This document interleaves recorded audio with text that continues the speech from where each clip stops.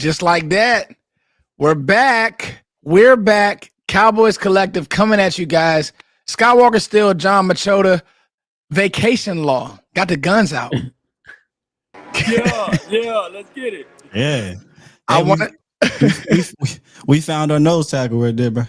I'm telling you, hey, listen, anything law says tonight, we cannot be held in the court of law. Literally in the court of law. Anything that law says tonight, because they say a sober man's thoughts is a drunken. What's the saying? A drunken man's. The drunken man's thoughts is a sober man. Yeah, something like that. But we know it's that law. Whatever you say, it's law. Let's get it. That is law. Episode 39. Do we have any? No, episode Brandon Carr. Brandon Carr. Yeah. Episode Brandon Carr for the night. How's everybody doing, fellas? How you guys doing, man? Fantastic, brother. Fantastic.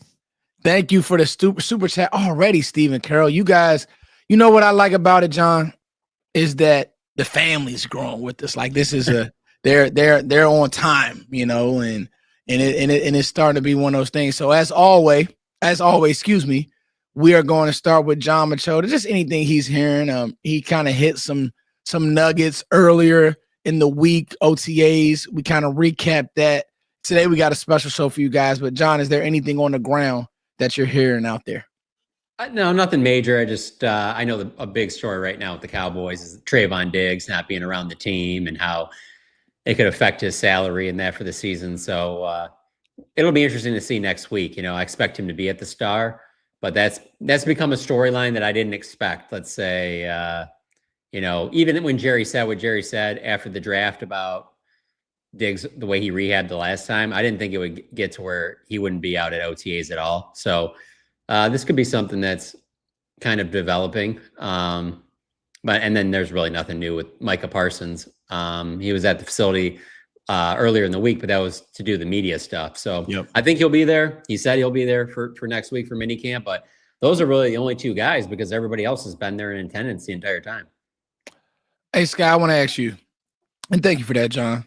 We got a loaded show tonight, guys. We're going to be talking offense. We're going to be talking the roster, and we're going to be giving our high-level thoughts. And if the conversation goes somewhere, it goes somewhere. But I want to ask you, Sky, with Trevon Diggs maybe having this background of the rehab not being great, let's just say that, Sky. Let's keep it mild.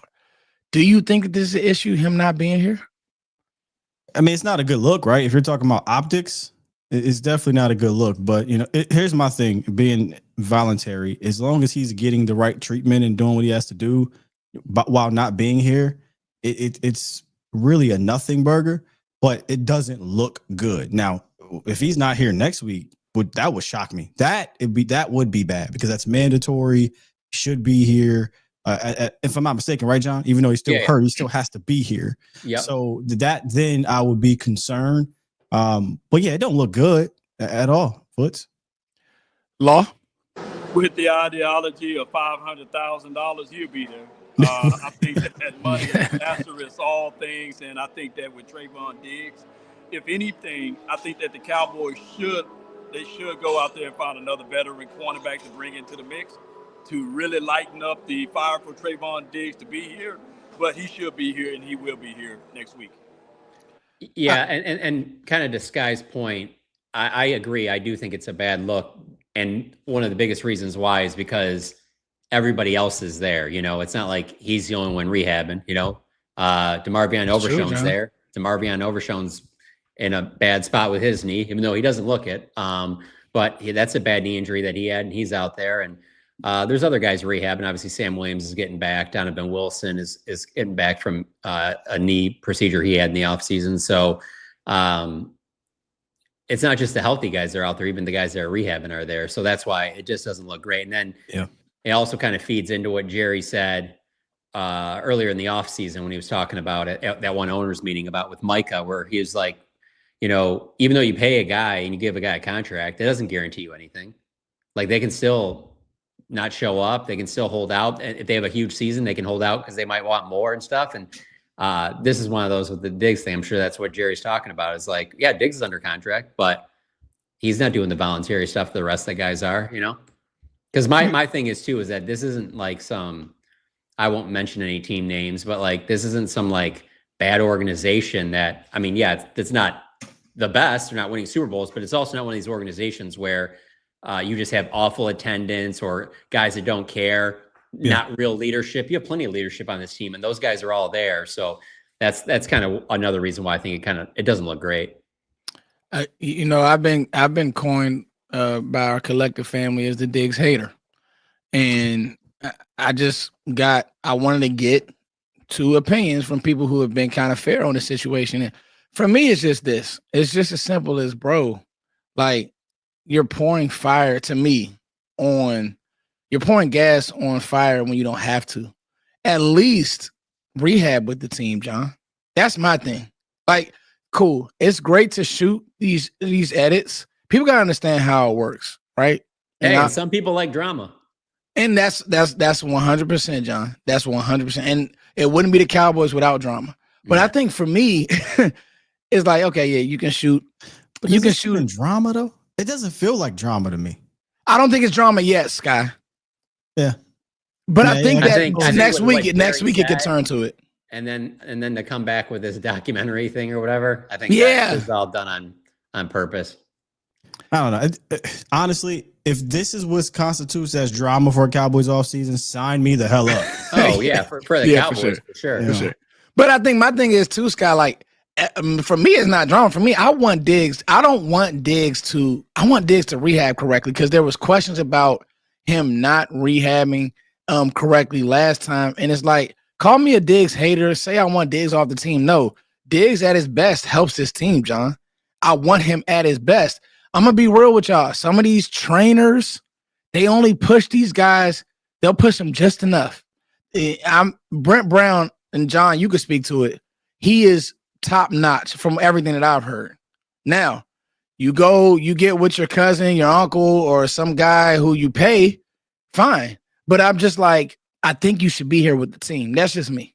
Could be wrong, John. Yeah, especially a new coaching staff, and the vibes are pretty strong with everybody and where everything's going. And so I think that stuff kind of makes it stand out too, where it's like kind of if it's just, let's say he's in San Francisco, it's like a lot of, same head coach, a lot of the same players are there. You're not really putting in a lot of new stuff. You already know your role and everything like that. But it's another year, another new defensive coordinator, new head coach. I just think it would be better just to rehab. I will say this, Foots. You talk about just the rehab aspect. If I'm not mistaken, he's working with Dr. Reef.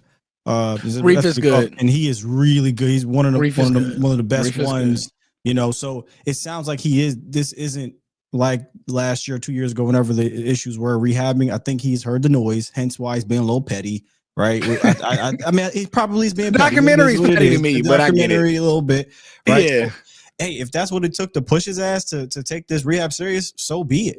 Like I said, I'm with you. As long as he's rehabbing and getting better, then when it's time for mandatories and let's get here, let's show up and let's get this thing going.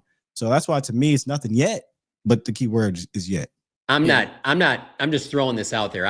Nobody has told me this, and I'm not trying to report anything or stir anything up. I'm just asking you guys a question. So we know that he's not going to be ready for the start of the season. So what happens at training camp? What happens at the start of the season? You staying in Miami? I doubt that. I would think that you're no. So what's the difference then? You know what I'm saying? Yeah, you are spot on, John. For me, and that's what I'm saying. It's like, bro, I would rather him do what Mike is doing. That's why I say I really love Micah going on Twitter and giving the fans the truth. I don't mind it. I don't, Sky, because it's direct to consumer. Sometimes sometimes we wait on these reporters and we ask John, hey John, what, and John will give us that insight. But hey man, like, hey Diggs, tell us. Like, no, I will be here. I love to hear that, me personally, because me and Sky, we talked about it last week, and maybe I was too harsh on Diggs, maybe I wasn't. But at the end of the day, Diggs at his best helps this team. There's a new defense being installed. These guys, Kyrie Elam, the rest of these corners, your new corner, Savon Ravel, everybody's here.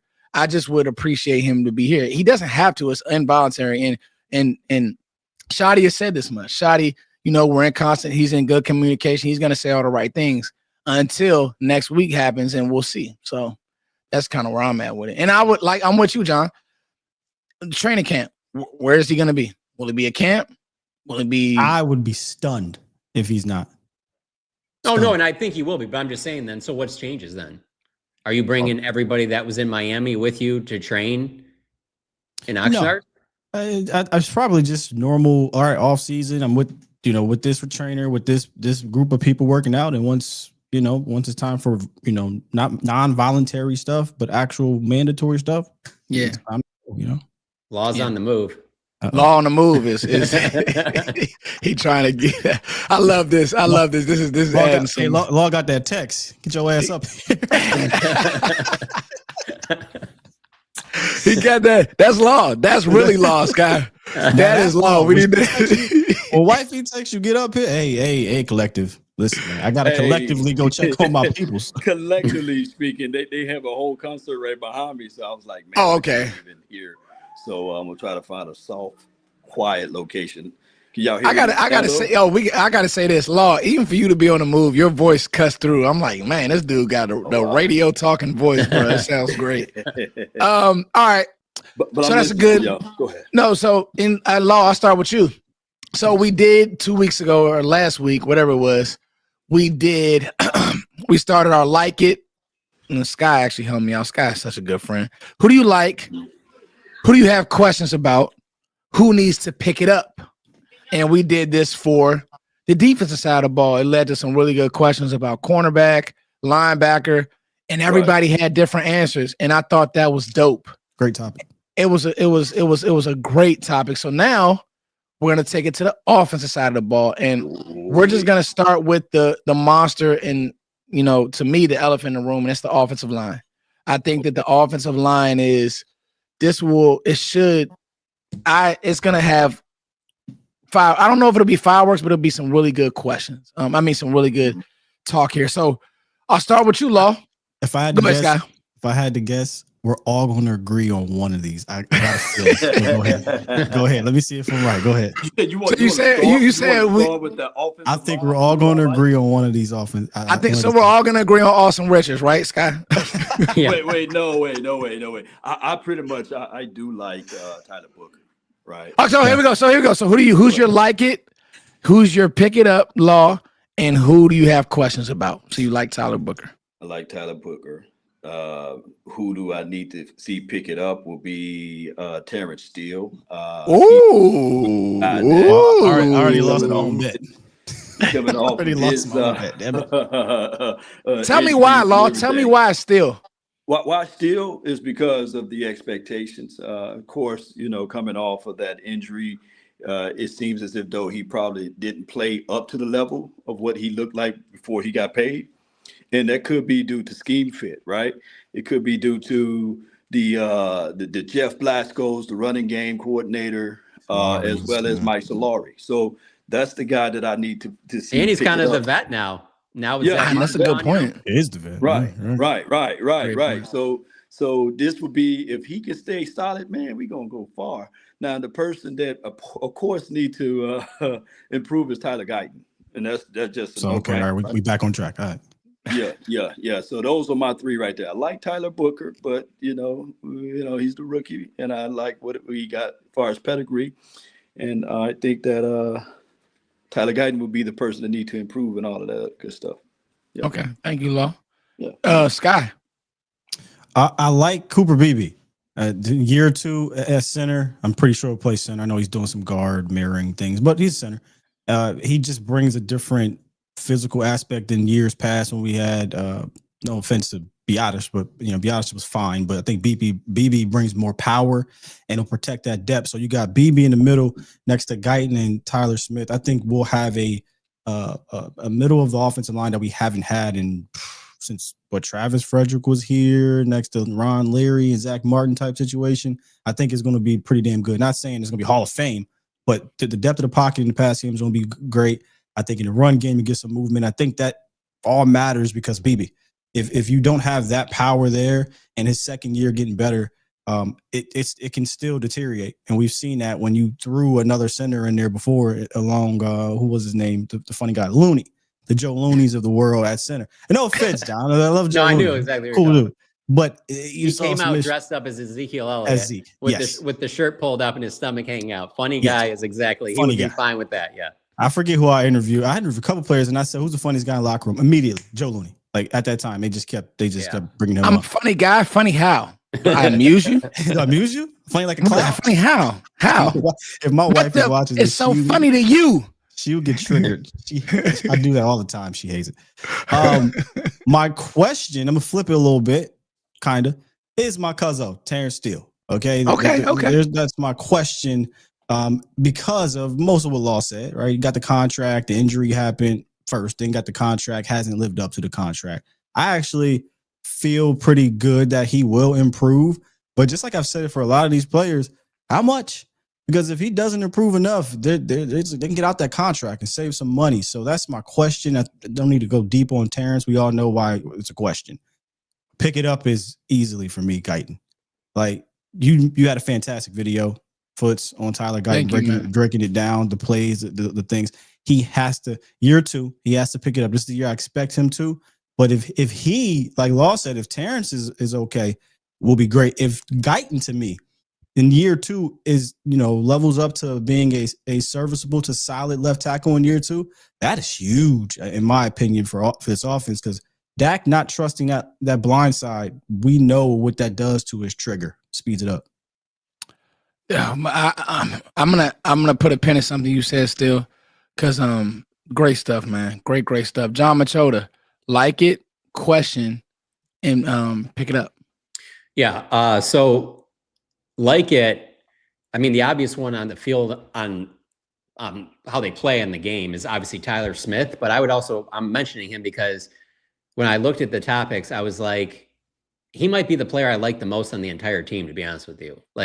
But I'm biased because it also has to do with just him as a person. Like Tyler Smith's like one of the best dudes, in the locker room. He's so well spoken. Oh my God. So likable, just so accountable. It's not always been perfect, and he's always willing to do whatever it takes to try and get better. And I just think that he has all those things that's why you get like a Zach Martin that talks about like how great he can potentially be and stuff like that. And Zach's not going to say that about somebody that's not, got the right work ethic.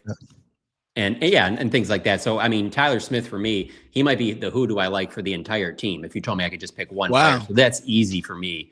Hold on, before you go. Go on. Before you go, because I don't want to forget this. Tyler Smith, do you think he is I don't want to say improvement, but I think you mentioned this. Those other guys didn't like talking to the media, where Tyler just seems natural with you guys and he gives y'all more. Would you say that of all pros that were here, Tyler Smith is the number one guy in regards to being accessible to y'all? It's close. It's close because it would be either him or Travis Frederick. Frederick was really. And you can even see it now. Like he'll do some media stuff now. After Joe Looney, obviously, when he was in a position where he was playing all the time, Joe Looney was always great. I didn't cover the team. My first year covering the team was Tyron Smith's first year, and so some other people covering the team would tell me that. Yeah, this is kind of a Colombo thing. Like he doesn't, it was Colombo. I don't want to put it just on him because it was a couple other offensive linemen at the time, like Kyle Kozer, a couple other guys like that was just their thing. They didn't really want to do a lot of talking, stuff like that. So I think we usually get whooped, but go ahead. Yeah. Well, no, but it's one of those things where a lot of people say, well, that's going to just trickle down to Tyron. But I just thought it was like Tyron just not, he doesn't want to be, he wants to let his play do the talking, and he's, Tyron grunts. Yeah, exactly. So I don't think it was because of them. And then Zach Martin, Zach's always been good. He's never like blown us off or anything like that, or not wanted to talk. So he's been fine. Tyler Booker has been great. Terrence Steele's always been fine. Like I don't really have anybody on the offensive line that I'm trying to think of that, isn't good in that sense, or good, like a good teammate and things like that. So gotcha. I do think they have a good group with the core that they have right now. Let's see. The next question was who I have questions about. Yeah, I mean, it's probably Guyton for me. Really questions and pick it up are Guyton. And yeah, for me, I'm just saying that because those are the questions being posed, but it's not like I'm saying it because I don't think he will. I do think he will. I think more than anything, a second year playing left tackle is going to help him a lot. And it just seems like what he's done this offseason, he's wired the right way. It seems like he's attacking it the right way. And Mike McCarthy was always big on, he probably said it on the podium a bunch, but just off the record, he would talk to us all the time about like that it's like real, that jump you can make in a second year for a rookie, because especially nowadays with the way, like really up until April, you're training just for the combine. It's not really football training. It's training because I need to run a good 40. I need to be good on these interviews. I need to do all this stuff so I can get drafted as high as possible. And then you don't know where you're going. So it's not like you can prep like, oh, I'm going to the Colts, so I'll prep for this is the way that they run things. So you go to the team that you're with, and then you got to kind of hit the ground running. And when you're a first round pick, you're probably getting thrown in the starting lineup. So now he gets a full off season to be around the guys, kind of get acclimated to a second season of playing left tackle. So that's who I have questions about. That's who needs to step up the most. But I do think you're going to see an improved Tyler Guyton. And as not just me, I mean, that's just from all the coaches that are talking about it and his teammates as well. Like, and really their actions speak louder than words. Like, I do think that if they had real worries about him, they would have made a bigger emphasis in the offseason on. Now they added offensive linemen to fill some gaps, but they didn't add anybody that you're like, well, yeah, if it doesn't work out with Guyton, that's your next left tackle, you know? And I thought that was so crazy. The whole offseason, you heard a lot of people say, man, we have a left tackle need. I'm like, y'all, they just drafted this kid 10 months ago. Thank you, Scott. That's not happening. They're not drafting a left tackle in the first round. They're not signing a high-priced left tackle. They're going to give this kid a chance to improve because he was a freaking rookie with 13 games. I thought that conversation was silly to me in the offseason, man. Now, you want to talk after, 3 years or something? Fine. But after 15 games he might have played, give me a break.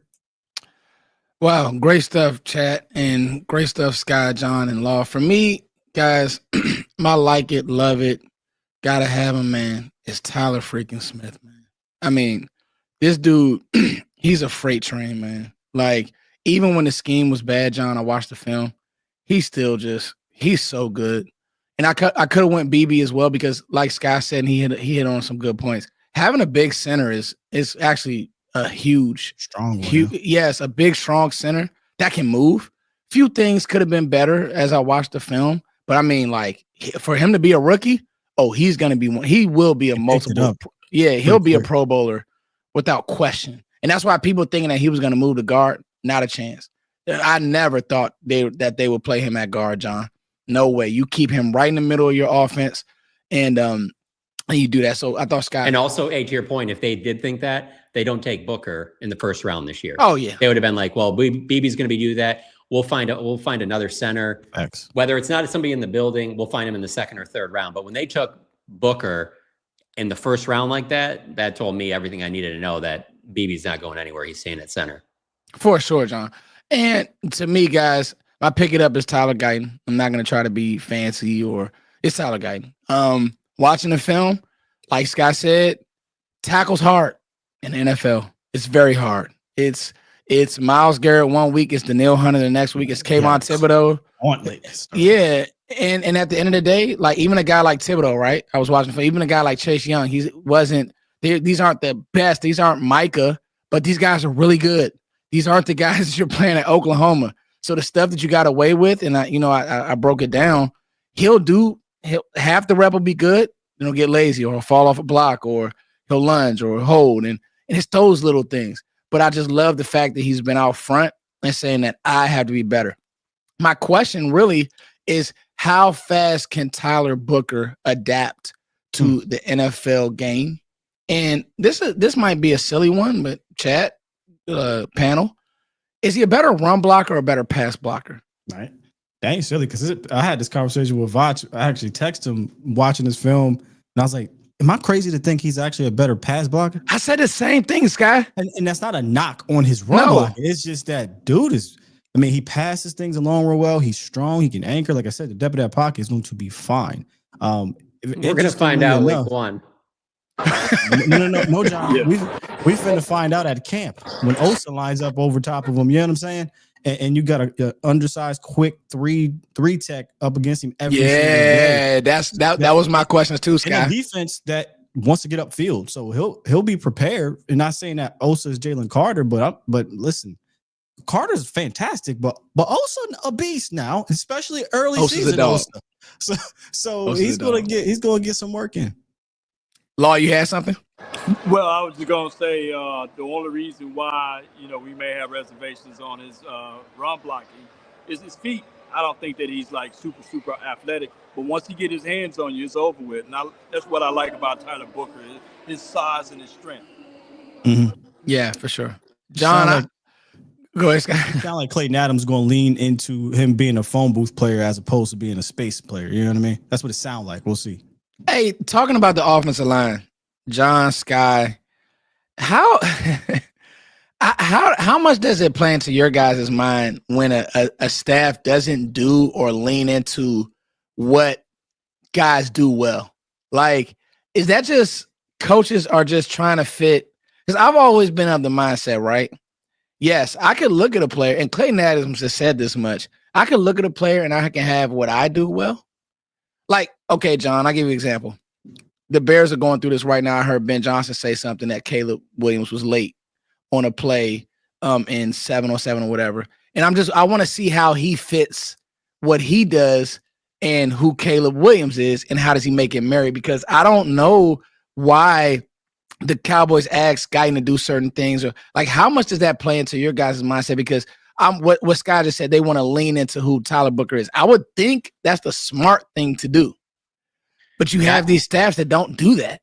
Yeah, I just think that offensive line, like talking about earlier about, Diggs not being there, or, Micah not being there last week. Like with offensive line, like obviously the whole team needs to play well together, but the offensive line group, that's why you rarely see offensive linemen hold out, for contracts and stuff like that, because they know how important it is. Like all five of them have to be constantly working together. So to answer your question, what I was going to get at is just like, they're trying to find out whatever's going to be the best for that whole entire group, Yes. As opposed to just like, hey, this guy does this well, this guy does this well, and then we're going to try and, figure it out from there. It's going to be, how does this group work together? And that's why, Mike McCarthy used to say this all the time about like even the season that they won the Super Bowl.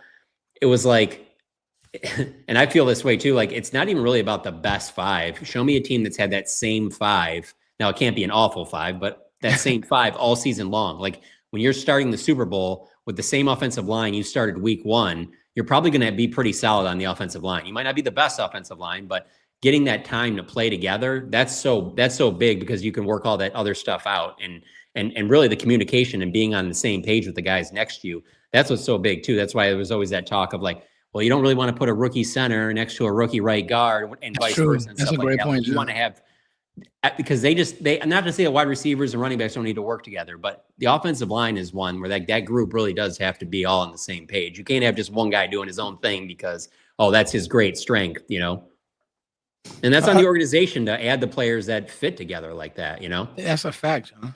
I think there is something to, them not being on the same page, because if you listen to Coach Shoddy talk, he often brings this up. Hey, man, we have to do what works best for these guys. He brings that up. He said, number one, we want to do what they do well, and we want to lean into. He said that a lot, and to me, that's saying that wasn't the case all the time here. While he was here under McCarthy, and we know that, right? Because we've seen it when Kellen Moore was here, and we're like, why are they running these type of routes? Or when even late going back to Linehan, when I think it was Mari Cooper had to go say, hey, Dak, no, we're not doing this, bro. Just audible. I'm running deep. Throw it to me. Touchdown. Right. So, and then I think it was Mari Cooper who also came out and said, hey, I like to be a part of third downs. I like to be a part of the red zone. We should be doing this against too high. They clearly have not been aligned in that sense and doing things that always fit these guys. I do think there's a little ego. There's a little bit of that, because these are coaches that have been around. Hell, Solari been around since Landry. So there's a little bit, you can tell Solari nothing. You know what I mean? McCarthy won a Super Bowl. He's been doing the same things for 30 years. What are you really telling McCarthy? So I think there is something to that, Foots. But now it sounds like they are aware, and they are going to figure out, like John said, not just what one person does, but what do these guys do collectively well? And let's lean into that as opposed. And I think it was one more. Sorry for jumping around. Clayton Adams, who said it in his interview where he said, hey, I came in to Arizona as a wide zone, outside zone type of guy. And I said, you made that point in your video, Scott. It was so good. Man, we don't do this. Like, we're not good at this. Connor's not good at this. We got a center that can do X, Y, Z. We got a guard that can do this. Let's switch it up. Switches it up. Boom. And they take off like gangbusters. So that Clayton Adams, Shoddy, they're all on the same page with that. We're going to make sure that we have principles. We understand what we want to do, but it's our job as coaches to get the best out of these guys. And that means doing what they do well. Wow, man, great answers, guys. I didn't mean to throw a curveball, but I think that's what I want to hear because I'm just like, if you're not playing to these players' strengths, then why are you coaching? If you don't have enough in your bag to, hey, you know what, this guy just can't go left, or he's not shooting the three well. Let's get him going with a different set. I think those are the best coaches. We got a super chat from Sully. Thank you for the 5. He says, coaches on the draft so said they want to do duo, but if they're not good at it, they will scratch it. That's it. That's it right there, Sully. That's what a good coach does. Find out what your players do well, make it make sense, and go out there and win games. All right, let's get to the beast. The beast is the receiver room, John. I want to read all these names out because it's a lot of them.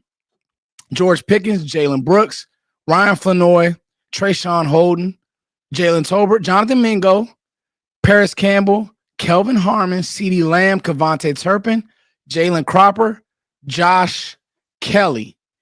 Guys, like, questions, who needs to pick it up?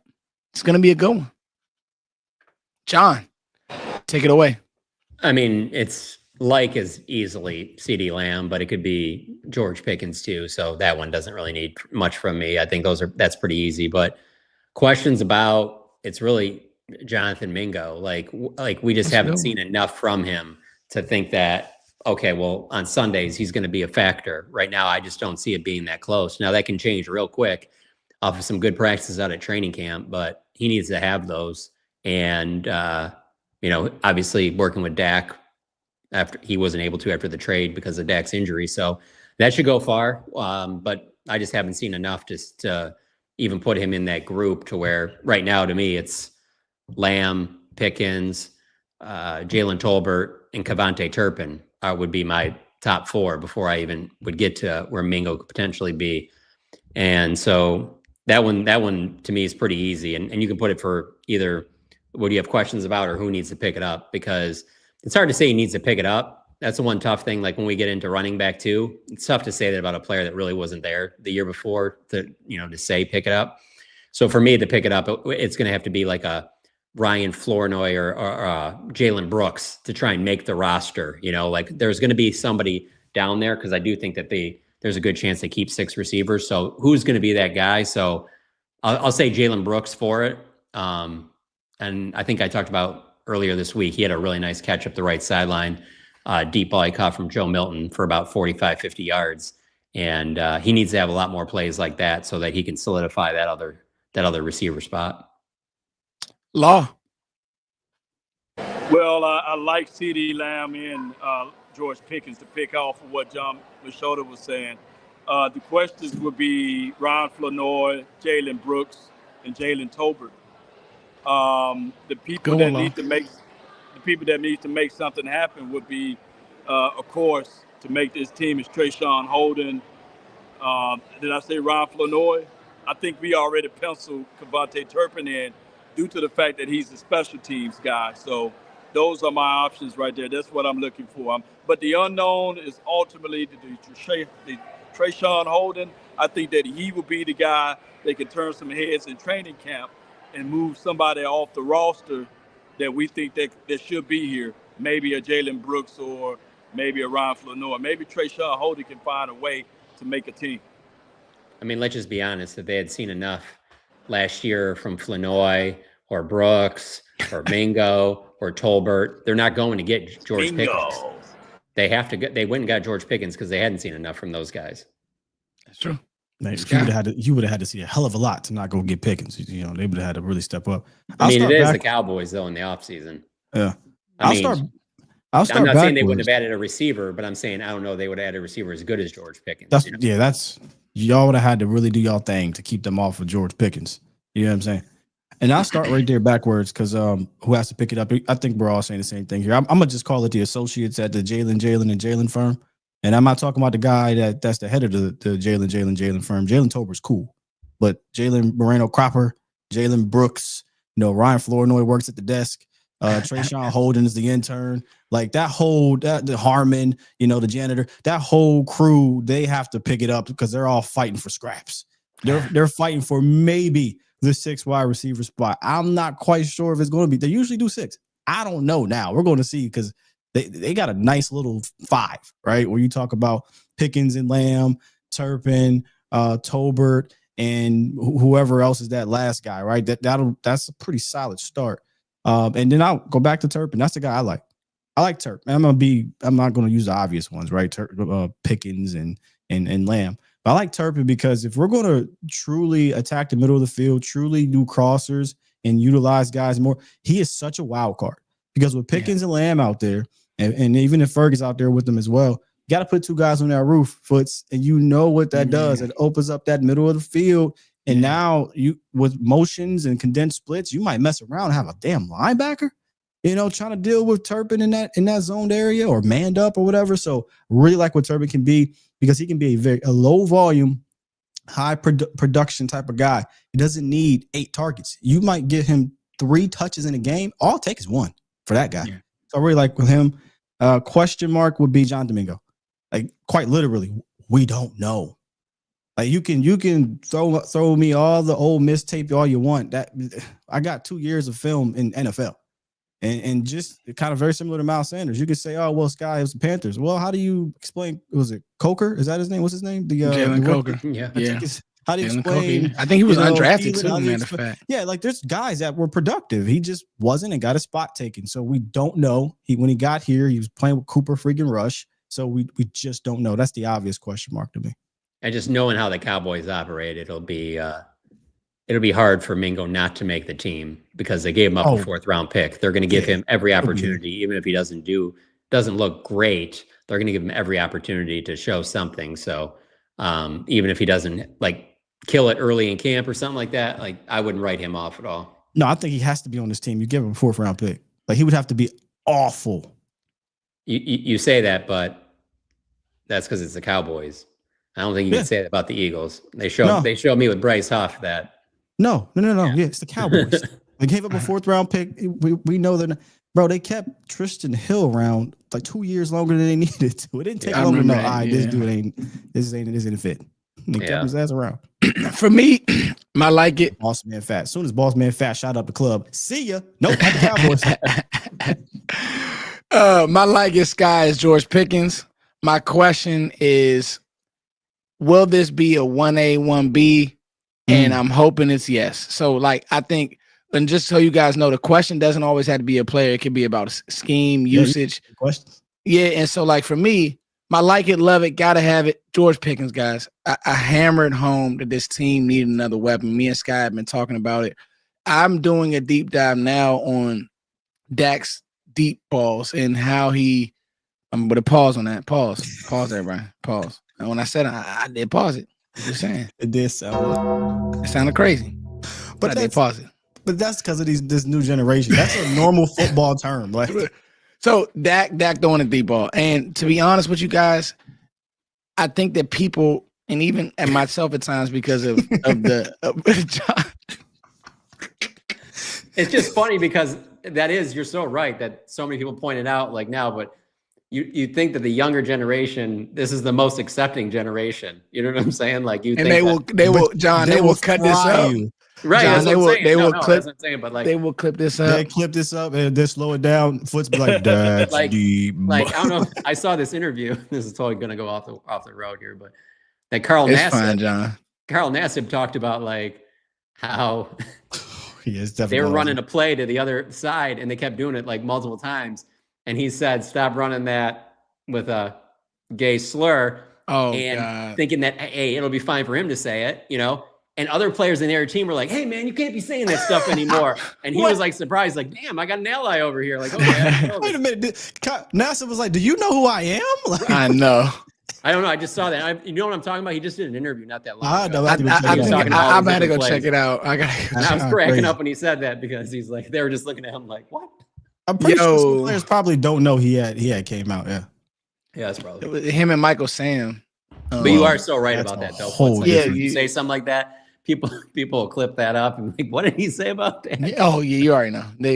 But in all seriousness, though, fellas, I think I begged. Byron's got it in the chat. That's Byron. Yeah, he's Byron. Let me tell you something. Toxic, you are about to be a moderator because you have the funniest punchlines. This dude he's a gem, John. Toxic is a gem. Toxic. The Pride Collective. You see what I'm saying? Oh, he got it. Now he going crazy on us. I just gave you some love, Toxic. This how you do us? Really? No, but in all seriousness, Sky, I begged for a weapon, and it came in a form, and it actually came in a way that was like, bet. But guys, this team cannot create explosives. I said it on last week's show. Think about how hard it is, John, to go 3 plays, first down, 2 plays, and especially what Mike McCarthy wanted to be. Mike McCarthy wanted to be West Coast, get the ball out your hands, slant, flat. I know Sky hated those concepts. Like the same. Oh, and he's right, because it's hard. Like the league is good. The league and corners and they know they've seen it all. So sometimes, John, you need mono. You need George Pickens to run past the guy. And you know what? Scrap the playbook. We're just going to throw the ball past. And so what I'm saying is, if you get that plus a better version of George Pickens, because now he has a better quarterback who throws a great deep, like Dak Prescott's deep ball numbers, people are crazy. He throws the deep ball very well. You just got to have guys that can go get it. Like there were some plays against San Francisco. You trying to throw that to Turpin, or you trying to throw that to Brandon Cooks. Love Brandon Cooks, but at where he's at this point in his career, the chat is going nuts right now. Where he's at this point in his career, I blame my the bomb squad, because they over here wilding right now. They're going crazy. They're going crazy. But where he's at, hey, shout out to 400 people in here. Where he's at in his career with Brandon Cooks, he ain't gonna win on those, and corners don't believe he's gonna win on those, and they'll, he won't be able to restack it. What you said, John, in the red zone, everybody reporting. What's the best deep ball he's thrown? Dak, I would say he threw it's probably Giants something to Gallup. 2019 or 2018 Giants to I love the pass he threw to CeeDee. Yeah. Cole Beasley against Seattle. Game winner, man. I like the one that one against the Eagles to T.Y. Hilton. Oh, that was a dotty. That was one right there. That was top five for him, especially for like the timing in the game and like how big, like you needed that play. Yeah. I mean, John, he threw a deep ball. It was. Yeah, he threw a deep ball. He threw a deep ball in San Francisco in the playoff game. That was a great throw to CeeDee. Yeah, now remember that throw? Oh yeah, but people was bitching and complaining about that. He should have let him. If he leads him to touchdown, like. He had somebody in his face. I think he had pressure. But you know how that go. It was a good ball. But I know what you mean. But yeah, that one against Philly got to be top 5, maybe top 3. The Dez one his rookie year was really good in Pittsburgh. That to me, number one is Cole Beasley. But that is a good one in Pittsburgh. Y'all know what Dak throws the best though. Cooks had a good one. He had one of Cooks too against the Giants with Dexter Lawrence. The seam law. His best throw, when he gets those cover 3 looks. And this is what I want to see if they use Pickens as some big slot. And when he gets those 3 looks and the guys, and this is what I try to teach my young quarterbacks. If Pickens is even, he's open, right? Like, and Dak will throw that. We leaving. That's what they say. Man, bro, a lot of quarterbacks won't take those shots. He'll throw that. You trust the kids that you're coaching to throw that ball? John, we throw slant fade every day. Okay. That's my concept. Bro, I saw your buck. You had a fast receiver. Your buck, he got the ball. The receiver was already 20 yards down the field in like a second. Hey, shout out to everybody in the DMV. DMVU 9U. I got a kid named Liam. He's a track kid. And Sky is not, because Sky watched those little videos. That kid can run. Set it up, bro. I thought you cheated. No, Liam is he's a guy. And I'm trying to, and so like in youth football, all these coaches want to run the ball. But what I tell my parents, I'm like, listen, once you can learn how to throw the ball, because nothing's faster than the ball. So once you can learn how to throw the ball well, and so that's what I teach them. But yeah, John, his seam ball, Sky, like that's where elite. It's dumb. It's crazy. So with Pickens, yes, my question is, how's he used, John? Is it 1A, 1B? If that's the case, I think all this receiver 2 talk and receiver 3 talk goes out the window, because these guys, the Cowboys may just spam CeeDee and Pickens, and we may be okay. Excellent point. So I think we had this conversation a few weeks ago. When we talk about wide receiver 3, I think we have to take it in context that we're literally talking about wide receiver 3 and not weapon 3, not the third target, because that ain't the case. The third target is going to be Ferg. Like when this thing is all over, everybody's healthy, it's going to be CeeDee Lamb, George Pickens, Jake Ferguson. And you talk about that and seam ball. Blue.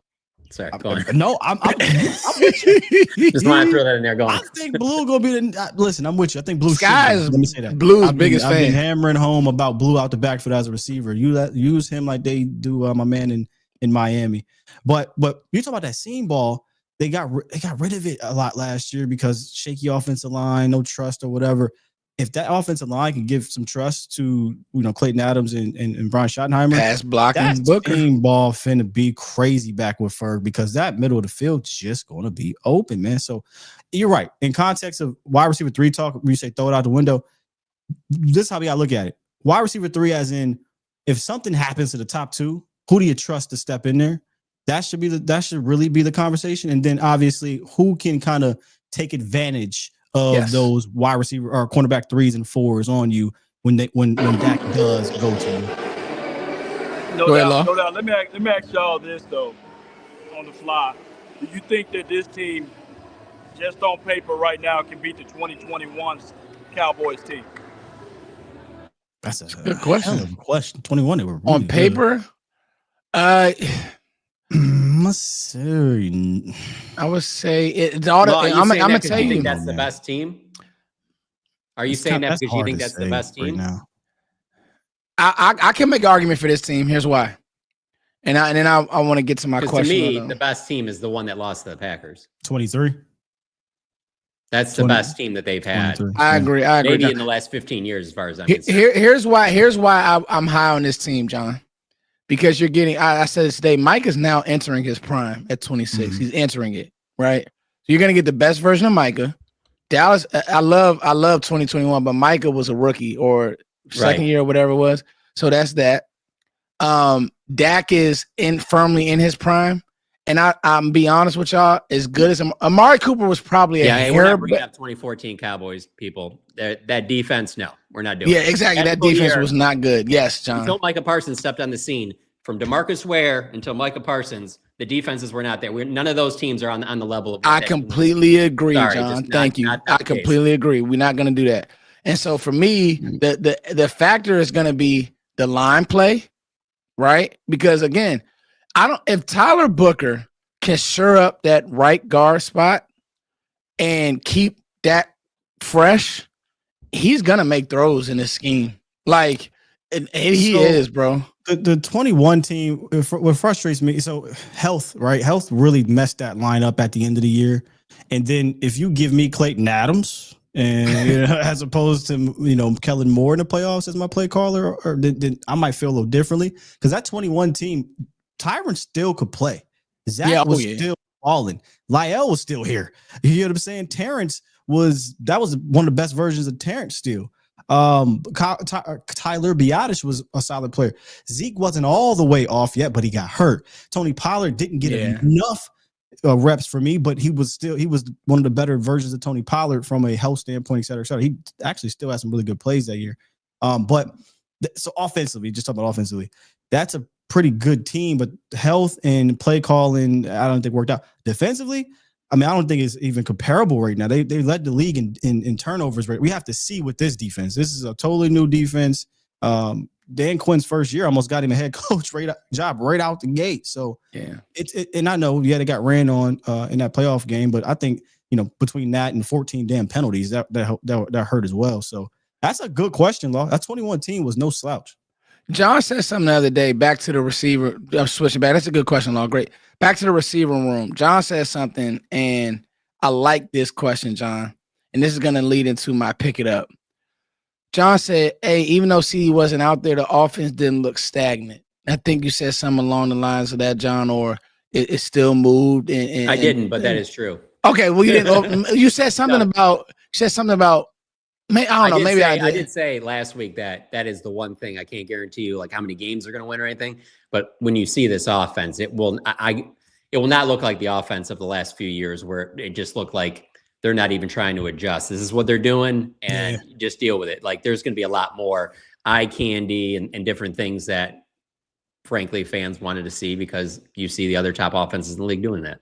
Well, John, because CeeDee didn't practice. And Pickens caught the touchdown in the red zone. and Tolbert. My point is this. All right, this I'm going to get to now. I want to get to the pick it up. I'm actually, because it's kind of like who's the odd man out based on what they do. So like Flanoy, he can only play on the edge. Can Mingo do other things? Whoever out of those three, the Mingo, it's really going to be between Mingo and Flanoy to me. Like, what can they offer you that Tolbert can't? That Kevontae Turpin's on the team. So like that's a lock. Not just on the teams. Kevontae Turpin will be used. How much we'll see, but he'll get some balls by that for sure. Yeah. So my pick it up is going to be those two. Like what can they offer? Because again, Flanoy can only play on the edge, John. So like, how does he make this team? Because that's where Pickens plays. Can he run down on special teams? Special teams will be a big part of it. That'll probably be the right, biggest, Scott. Like I don't know. Because if everybody's healthy, you're never getting to that fifth, sixth receiver anyway. So then it becomes, okay, what receiver goes down? Then what do you need to, complement the rest of the group, because they all do stuff a little bit differently. But I think the special teams part will probably be the thing that probably separates them. Brother, if everybody's healthy, if you ask me about Flournoy and the Jalen crop, I'm here to tell you right now. We don't care. I don't give a damn. I don't care. If everybody's healthy, he's wide receiver 7 or 6. No boy. I said this at the beginning. I'm gonna stay true to it. I'm not here to pump up wide receiver 8. Tell me how George Pickens is doing when he's out there. Is Turpin being utilized? What's happening with CeeDee now that he's back, right? Like last year and coming into this thing, we had to really, hey man, Team Flournoy FC, because you ain't have nobody opposite of that. We got George Pickens, Ferg back, 88. Turpin showed he could do a little something. I don't give a damn about no wide receiver. So I'm here to tell you right now, I don't care if everybody healthy. I don't care. Save that take for that first week of training camp with no pads on, and one of those guys is going to make a couple nice catches, and people are going to be all about. That's what I'm saying, John. They're gonna come back and be like, yo, FC, what's it, 81 FC, and I'm gonna be like, he's not playing unless somebody gets hurt. Tyron Billy Johnson. I don't care that he lost Luke Broderick or whatever my man's name is. Let's get into, because we got a few more position groups, and this conversation has been a slammer. Let's get into the tight end room, guys. And Scott, I'll start with you. Jake Ferguson, Luke Schoonmaker, Brevin Spanford, John Stevens Jr., Rivaldo Fairweather, Princeton Fant, and Tyler Neville. And you know what, John? You know what, Scott? We'll save Lukey for the running backs. But how you feeling, Sky? Like it? Pick it up? Question mark. I'm probably on an island here. I'm okay with this room. I'm not panicking. I think a lot of people started to panic a little bit. I think Ferg bounces back. I really do. Injuries, and when Cooper Rush got in there, if you go look at his usage with Rush and his numbers with Rush, for whatever reason, they just tanked. And then obviously he was in his head too. Some of the things were his fault as well, the fumbles and things like that. But I think Ferg bounces back if he's healthy and has a really good year. So I got me a fantastic receiving tight end. And then with Brevin Spanford and Luke Schoonmaker, those are bigger bodies that I think will help in the run game. I think Brevin Spanford has a pretty good ceiling. Luke Schoonmaker, he showed some promise last year and getting better. But the reason why I'm like, all right, Luke, he has somebody on his heels. Brevin Spanford is going to be on his heels. He's a second-round pick that hasn't had the ability to breathe and be like, all right, cool, I'm just going to coast into this thing. He's had competition to get on that field since he's been here. So he has no choice but to get better. And if he doesn't, what happens if JSJ comes back healthy, right? John Stevens Jr. really like what he can do as a pass catchy type of tight end if, you don't see anything from the other two. So, and then Fairweather's sneaky. Fairweather's a dog. I was talking to I about this. I love how the term she used was he'll run through your face, right? Like he's just that type of, and he has a really good catch radius. I think if you can get him on a practice squad, man, that'd be fantastic. But I'm okay with this room. Not saying that let's not upgrade it. Sure, if we can get upgraded, great. But they're going to run a lot of 13, possibly. I'll say a lot, but they'll run 13. They'll run some 12. And in that case, I think you got some tight ends where you can be successful in it. So I'm all right with this room. John. Like Brevin Spanford, his head coach, his position group coach, both like him. And it's the same guys that they've had coaching those positions for the last few years. So I know there's a lot of people that like Brevin Spanford in that building. I think that he takes another step this year, so he could potentially end up being their number 2 tight end if Schoonmaker doesn't have a good camp or so. But I agree with Sky. I mean, the room is solid. I do think Jake Ferguson will bounce back, and I don't know. Like I don't think you need more than 3 good tight ends. And then if I think Princeton Fant is a good solid player. Like if that's your 4th, then I think you're in good shape. And then obviously we've seen flashes from John Stevens Jr. And I mean, I'm telling you, he's one of those guys that, they talk about like when they walk off the bus, like John Stevens Jr. looks the part every time you see him. Yeah. Huge. But it's just like you got 2 consecutive seasons where it's ended before it even starts because of knee injuries. Because of that, and I mean, it sucks for him, but you just can't really buy into anything until you see it. So, yeah. Law. I think they roll with 3 tight ends. The one that's the most complete tight end is Schoonmaker, believe it or not. But the athletic one would be Jake Ferguson, and I think that Brevin Spanford, he got a chance to leap both of those guys this training camp. But it's going to be based off of what this team is looking for. But the wild card is Hunter Lukey. Even though he's the fullback, I think he can give you H-back stuff. Last year, we saw a few plays from him, catching the wheel route, catching balls in the backfield or upfield. I think that with this system, you can really roll with 3 and have Hunter Lukey as your wild card. But I do agree with you, John, with the Princeton Fant. They're very high on him because of special teams, and you need that. And I think that will be his way in. But I think that ultimately they roll with 3 tight ends. Practice squad. You can get Fant back on there. That part. Yeah. For me, I made no secret. I do like Brevin Spanford. Pick it up. It's just Luke Schoonmaker feels like a wasted pick at this point.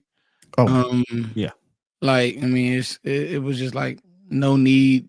And then like I could see a world where Brevin Spanford is just better. Yeah, I want to touch on that when you're done because Law said something there. I was like, oh, wait a minute. But go ahead. Yeah, I just see a world, Sky, where Brevin Spanford gives you more. He's a bigger body, maybe a little bit more physical. They really like say this though, Laporta that year. But let me say it again. Laporta, John. They like Laporta, but they weren't going to take him one. They would have taken him instead of Mozzie Smith, but that was the tight end that they really wanted. Wow. Yeah. Go ahead, Law. I was just gonna say, like the complete aspect of Schoonmaker, he does everything that you want him to do, but nothing special. Is what I'm trying to get. Yeah, nothing special, but no, I know what you mean. He can block pretty well. He can do everything. Catch intermediate. He can run. He probably pretty fast in the feet, but he just don't. You know what it is, Law, for me is like you just don't use a 2nd round pick on that. Like, you know what I mean? Like, that was just like you just don't do that. That made me question, like, what the hell are y'all like? We all have access to the film, but y'all in the building. Was there something I didn't know about Ferguson that y'all didn't like? Because I don't know how you watched his rookie year and you didn't come away with, yep, that's our guy. I know he didn't have 50 catches, 100 catches or nothing, but he clearly showed that this is the next guy in line. Y'all been doing this, right? It was, what's my man that got hurt a lot? Blake Jarwin. Then when Blake Jarwin went out, it was Dalton Schultz. Dalton Schultz go out, Jake Ferguson. Like, look, man, there was just no need for that. But I don't mean to go back. No, you good. I mean, I'll be honest with you, Scott. Like, we're in lockstep on that because, like, and it's you drafted a guy, that kid, right? No. Nothing against him. It's just that's not his fault. He won in the 2nd round like that. You drafted him on upside. He scares nobody. You got to remember, Michigan's offense was like 70% run. So you're like, oh yeah, we've seen him do it in practice or whatever they were saying. It's like he had a few times catching the ball, but I remember it very well because Blake Corum was on that team, and Michigan just ran the ball all game. And it's like, yeah, he's a good blocker, but I think Brevin's probably a better blocker. And so, man, my question, and then they'll both do good blocking this year, I'm sure. My question is, can Jake Ferguson return to who he is as a receiving threat and just get back to being himself? And I think that he will. I hope that he will. And I think he's because he's really your piece 3 option. Yeah, he's your piece 3. Yeah, he's your option. He's who you want to go to when they're on the roof, like you said, Sky. Who are they going to forget about? They're going to forget about the tight end. Need him to beat linebackers. Need him to beat smaller nickel. So for me, that's where I'm at. this is what I want to go back to. What Law said has something here and kind of glossed over it. He said that you said you think that Brevin Spann-Ford could leap both Ferg and so I'm curious because the thing with tight end, and we know this with Dak, he has to trust you. Okay, he has to trust that you're going to be there, and he has a trust in a relationship and a chemistry with Jake Ferguson that I just don't. And I like Brevin Spann-Ford. For what you notice, I love him. I just don't know if that's going to be able to be developed in 5 months. Where Jake and Dak have been like this in playoff 12-5 seasons, and he has 3 seasons now under his belt. So that's interesting. If he jumps Jake, that means Brevin Spann-Ford looks like a top 12 tight end, in my opinion. That's what that would mean. I think what it is, Law, and I see where Law is at because I saw some of those flashes right there, sure, right, Law? Sure, but I think that right in 5 months, he's going to go from 3 to 1, where a guy who had 800 yards and 8 tutties, just 2 seasons ago. And look, one thing they have to do with Ferg is use him in the red zone. He went from being number 1 in the red zone as a tight end to having 5 targets last year. That is a gross misuse of him. Gross. Yeah. I think too, Scott, I don't think it's possible, Law, if Ferguson's healthy, just because he just moves better than like he gives you more after the catch. He's a better route runner and I love Brevin Spann-Ford, but I think that the only thing that Brevin does have is you just can't teach size. But I don't know if they would use him in that way, Law.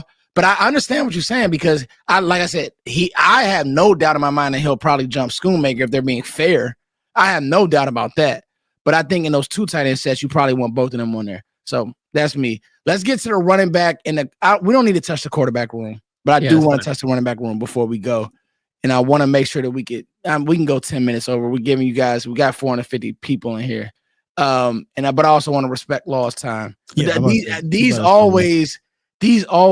have done well, and I love these shows. Javonte Williams, Jaden Blue, Miles Sanders, Phil Maffa, Deuce Vaughn, and Hunter Lipke. Scott, don't gloss over it. Take your time here.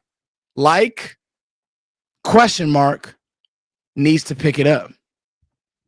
Man, this room is interesting. I like Jaden Blue. I just think he just brings an element to this team that we haven't seen since 21-22 Tony Pollard from an explosive weapon type of situation. I think he's going to be fantastic out the backfield if they lean into that early on. The run game aspect, he'll have to, get more reps doing that. I think this scheme is going to help all these dudes, by the way. A question mark for me. I'm going to go, unfortunately, with my short king, man. Deuce Vaughn. What happens here? What's going on here? If he feels like he's on the outside looking in. And I will say this, though. When I collectively look at all these backs, I do think he's the better runner. I think from a running standpoint, he sees it better. He can bounce it better. He's more shifty than probably anybody. Maybe even Jaden Blue. Blue is faster and quicker, but Deuce Vaughn is shiftier. Problem is he's small.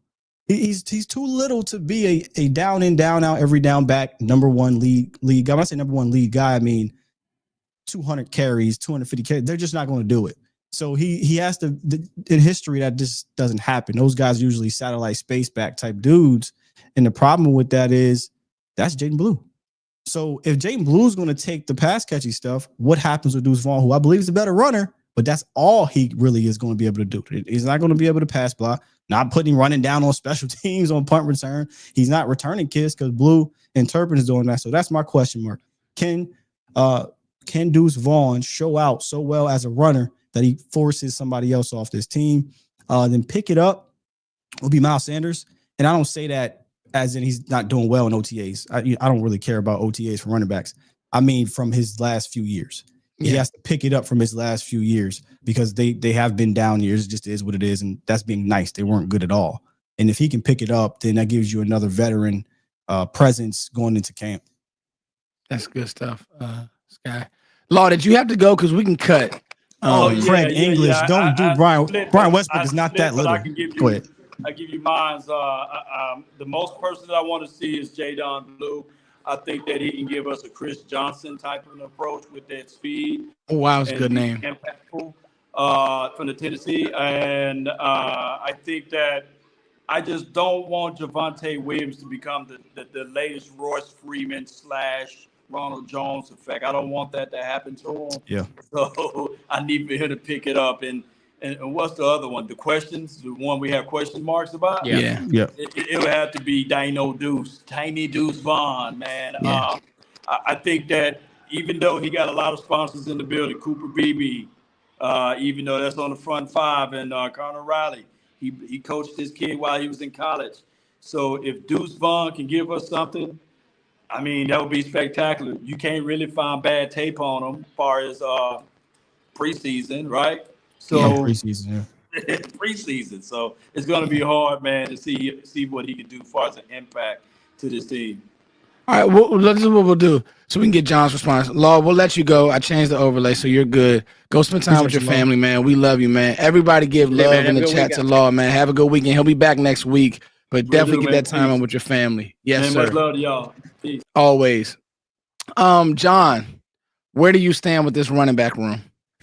Yeah, I would say I like Jaden Blue just because I think he's got the most upside. I mean, I guess if Javonte Williams is completely back from the knee injury, I mean, he was a former second-round pick. So, I mean, I get the upside that you would have there. But I'm going to say Blue would be the one that I like the most. He's been the one that I think, or I've been saying that I think at the end of the year he'll have the most yards. And then step it up. I mean, it's probably Deuce Vaughn just because the team that you're on drafted 2 running backs. And that's not a good sign for you when they sign 2 in free agency and then draft 2. Facts. So he's going to have to really play well in preseason, which he has a chance to. I mean, he's done that before, and he has to have a really good camp. So he would be the one that I would say needs to step it up. And then question mark, yeah, I got to go with what Sky said on just the Miles Sanders thing because of the fact of he is 2 years removed from that big season he had in Philadelphia. So if he can be anything close to that, then that's a great spot to have. I think that they'll keep 4. I guess 5 if you say Lipke. I know some people think that they'll only keep 3. That's a possibility. It depends on like where they're going to go thin somewhere else. But like I feel very confident Hunter Lipke's going to make the team. Same. Obviously, I feel confident that Jaden Blue is going to make the team, and so that leaves at least 2 spots for Miles Sanders, Javonte Williams, and Phil Maffa. So who knows? I don't know at this time.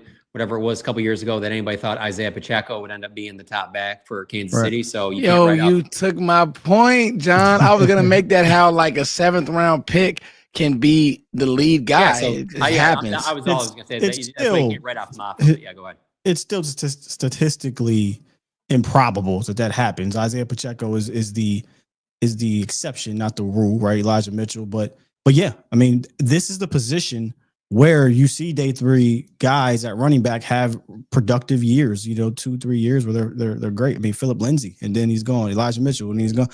So this happens. So it wouldn't be out of the ordinary, but yeah, Pacheco's the latest, I believe. Yeah. What was Alfred Morris? Where was he drafted at? Undrafted, I want to say. It might have been 7. Career. Yeah, 7 or undrafted. I think so. John, were you done? Because go ahead. I think for me, right. And I'm gonna go. My like it and my question are both the same player, and it's Jaden Blue. And we don't have to disagree on everything. What I want to see with Jaden Blue is, can he get the fumbles under control? No, Blue didn't have fumbles. Yes, he did. Blue was the fumble guy. Yeah. Blue did have fumbles. Can he get the fumbles under control? And just like behind this line, and what you're gonna get. Like you're gonna get light boxes. I'm telling you now. You're gonna get once CeeDee because you're just gonna get double. Can he spring those runs? And I just keep going back to explosive, Sky. So that's my question. I like Jaden Blue, and I want to see because I think he can do what Deuce does. He's just bigger. He's just a bigger body, right? He catches the ball just as good as Deuce. Deuce catches the ball really well. He's smooth, better. But Blue's faster. Blue is probably more, I don't know if he's more elusive, but he's just as elusive, right? Am I missing something, Sky? No, you're describing Tony Pollard coming out, basically. TP, a lot of people say, oh, man, it's a receiver, not a running back, but he developed in his running game, and he became a better runner. But out the gate, he was a fantastic receiving weapon. We didn't lean into it, but that's what his tape showed us. And I think Blue is like that. Out the gate, lean into what he does amazingly. And that is able to be a weapon and as a pass catcher out the backfield and eat up space, get him a runway or get him outside. So yeah, as he develops, I think he has a potential to turn into kind of that dynamic 2 if he doesn't do it sooner rather than later. But I just mean in his career, I think he could be a dynamic 2 that if he learns the nuances can possibly one day be a legitimate 1, but not right now. I don't think that's the case. I think you want to put him as a tandem. I think you want to put him as a tandem. And then for me, my pick it up would probably be Miles Sanders as well, just because you hear that, he looks like he has some juice, and this is going to be a really good competition. Like my pick it up really could be any of these guys because they're all unproven. The Cowboys are best when they have a good running back, right? So you're going into a situation where somebody needs to take the reins. It could be, I know Javonte Williams got injured 2 years ago, but it could be him. Hey, you're on a proven situation. So Javonte, you pick it up.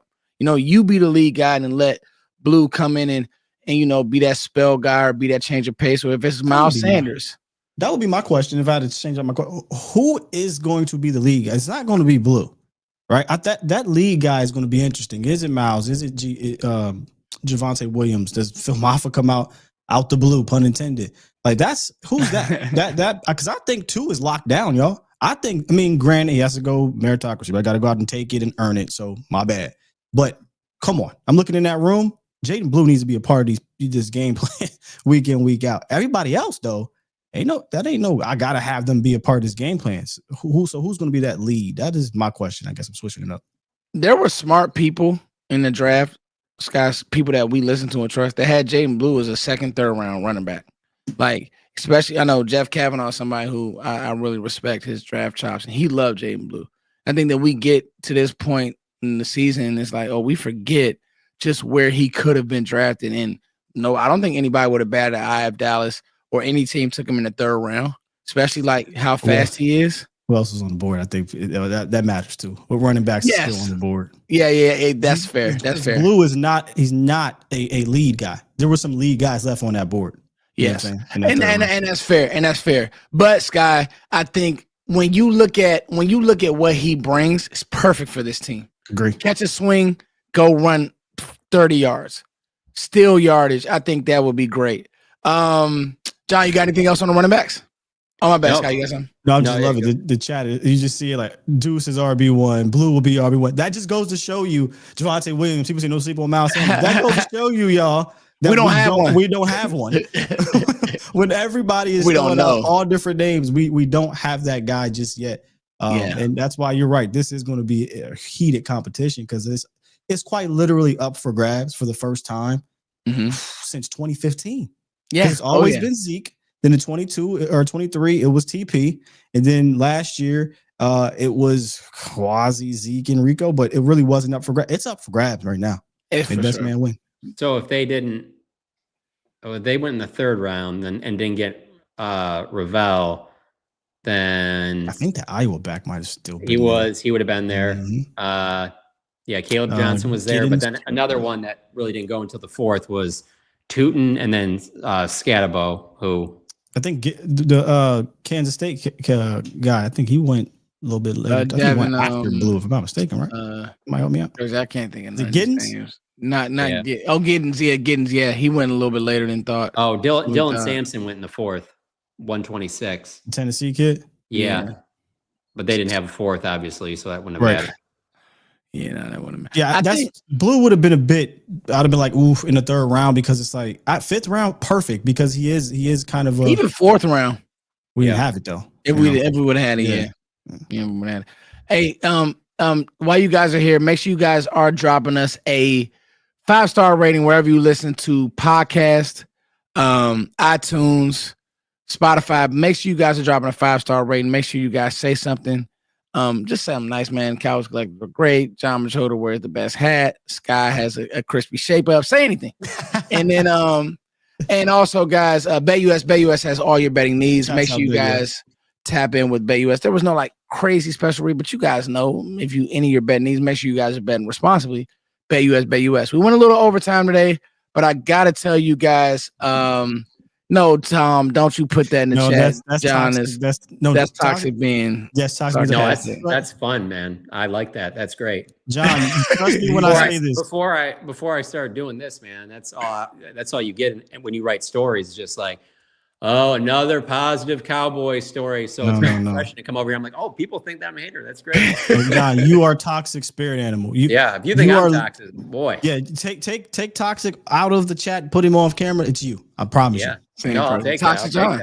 I like that. Toxic John. Yeah. Instead of Toxic Tom, Toxic Tom. Anyway, guys, keep them coming. So we will be back next week. Schedule. If you guys need to subscribe on the playback, make sure you guys subscribe to us because we're going to let you know when we're coming back. John, they are in mini camp what days? Just so everybody knows. Next Tuesday, Wednesday, Thursday. So, I mean, we could do a show Tuesday and we do a show Thursday. I mean, it's up to you guys. I think that'll be I think next week will probably be our last week of 2 days a week. And then for the dead period, we're going to give you guys a show 1 day a week. We need a break. And it might be a time where we don't go. Maybe one every other week or something. Yeah, it might be one every other week. We're gonna tap in with you guys, but trust and believe, once camp gets here, you guys are getting John Machota hot. So, but we got to refresh. Everybody needs to refresh. And what John does, I do. We'll be moving around. We'll be traveling with his laptop, like Law walking around. Yeah, man, just fresh off the field. You know what I'm saying? We're getting them right then and there. We're getting them in Radio Row, and you guys are getting heat. And also, guys, just seriously, thank you. Like for it to be 400 people on while the finals are on, like that's awesome. Like in a mini dead period, not real dead period, but I mean a slower period. Let me say that. Yeah, that's fantastic stuff. Yes, man. And so shout out to you all. Again, mini camp will be buzzing. You guys are getting the nuggets straight from John, who's going to be out there watching practice. So I can't say that enough. You guys need to be here. We're competitive. We want to run these numbers up. We want to have the best podcast for you all. So thank you. I'm trying to improve. Scott's trying to improve. John's trying to bring you the heat. So we love you all.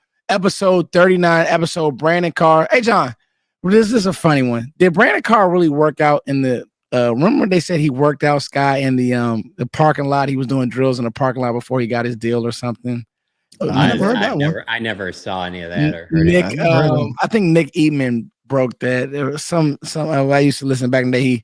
He was working out and he got signed or extended or whatever. Brandon Carr wasn't a bad corner. No, I remember a story, I think, and I could be wrong here. Maybe I think John might have been right before John got there. But there was a story. Rob Ryan was still here, and Rob was trying to remember. This was Nnamdi Asomugha free agency. This is we all thought that Nnamdi they would try to go get him, and I think Rob was here, right? Yeah.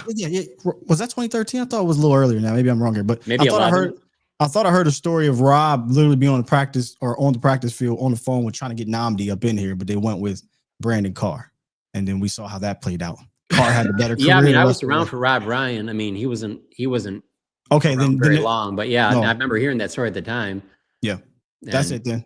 That's the same year. We ended up getting, I believe it was the same year. Ended up getting Brandon Carr, who was fine. Don't let Stephen Jones lie to y'all.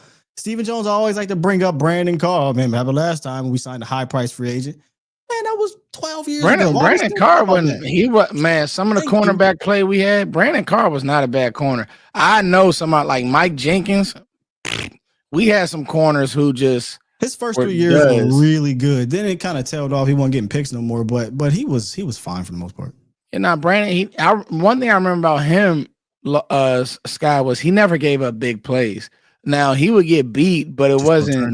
Don't turn on John's Lions game. Just don't turn that. Yeah, well, I remember that. That was bad. But you know who gave up. I know that was crazy. They kind of like left him on an island against Calvin Johnson. It's not really smart. Yeah, he did. Odell did get him. But I'll tell you this. You know who used to get beat like a drum? I know who you're gonna say. Let me guess. Orlando Scandal. He's gonna say. You knew I was gonna say that. So Jesse was telling me a story. You know, I think he went to school with the North Carolina receiver over there in New York, Hakeem Nicks. Yeah, and Nicks, not Hicks, Hakeem Nicks. He would tell Jesse they were fighting in game planning days to get in the slot. You know, Victor Cruz, Hakeem Nicks. I forget who other Cruz was. Did him dirty. They were fighting to get in the slot to go up against Orlando Scandrick, which is crazy because like like wasn't terrible. He wasn't throughout terrible. his career, but he had moments you're like, damn, dog, they pay this money. But yeah, they were fighting to get lined up against Orlando's. You know what I remember? This is when I first really started like watching and rewatching. They called them games. the Grouch, Jack. Man, Sky, we had a chance to get off the field versus Green Bay to get another shot. And remember, Orlando couldn't stop Randall Cobb. Man, wasn't that like a double clutch catch or something? Didn't it bobble? Bro, it was a double clutch catch. He like Cobb just barbecued him, and I'm just like, man. And then I'll never. I think it was a play-in game for the Giants, and like you said, Victor Cruz was doing him dirty all game, man. Running. I'm like, this dude, who is Cruz, running right past him? I'm like, man, this is bad. But anyway, guys, thank you all for joining tonight. Skywalker still, Law Nation, John Machota. Here's Johnny. We will see you guys next week. Mini camp, and then we need a break. I need a break. Love you all. That's law. Great show.